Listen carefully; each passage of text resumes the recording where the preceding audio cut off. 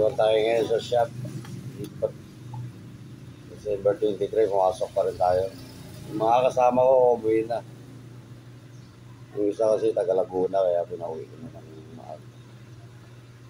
Yung isa naman taga dito na din sa Bulacan. So, wala na rin na makagawin, kaya umuwi na rin. At yung partner ko, yung mga nangyari ito, nasa Bicol na rin. Umuwi na rin sila. So, ako na lang naiiwan dito. Tao tayo dito ang maghapon. Baka may magpapagawa sa matapos ng Pasko. Abang-abangan na natin. Dito na rin siguro ako kakain ng tanghalian. Bibili na lang ako ng lulutuin. Hanggang namaya pa ako dito. Kaya na rin. Tambay-tambay mo lang. Wala tayong gagawin ngayon. Sumama pala yung kasama ko dito sa shop. Kaya bili ko siya ng mauulam ko dito sa shop. Gusto kong kumain ng pakso na bangus. So, nagpabili tayo. Antayin ko lang na dumating yung lulutuin namin. Paganda kumain ng isda ngayon. Kasi Pasko na. Puro karne na tayo. Hindi naman tayo makakain ng isda. Papakso ko yung pakso. Sasayang na rin tayo para kakain na.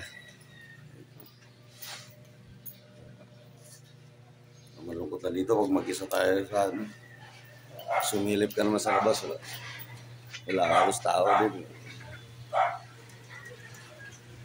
Dito na lang naiiwan namin trabaho. Ang aquarium na yan, pero aquarium. Itong pagkatapos pa ng Pasko, papakabit sa bahay nila. Kaya anday nila dito. So, ito na nga, kumukulo na yung niluto natin paksiw. And sarap yan. Mukhang mataba itong nabili ng kasama kong bangus. Yung pinabili ko kanina. So maya konti kakain na tayo. Yung nakakagutom na rin. Alas 11 na ng umaga. Yung kanin natin sinaing, luto natin ito. Okay yun, no? Luto na rin. So yun lang.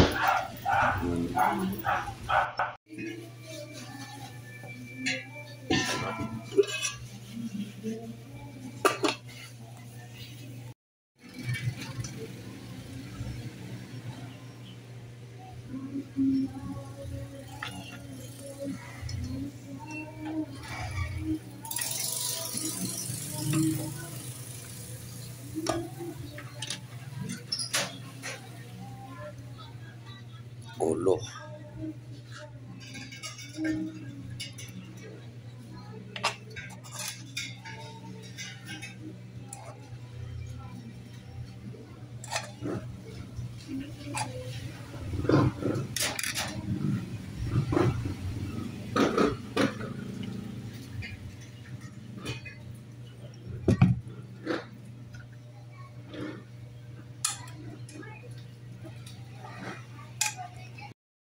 Kain tayo.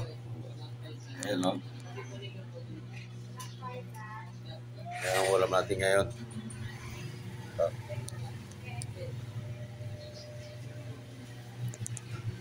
Hindi ko rin maubos to, kaya iuwi ko na sa bahay mo.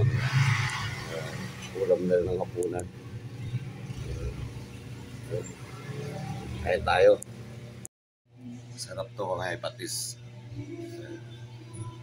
Sa ating konti yung patis para mas malinap na. Kain.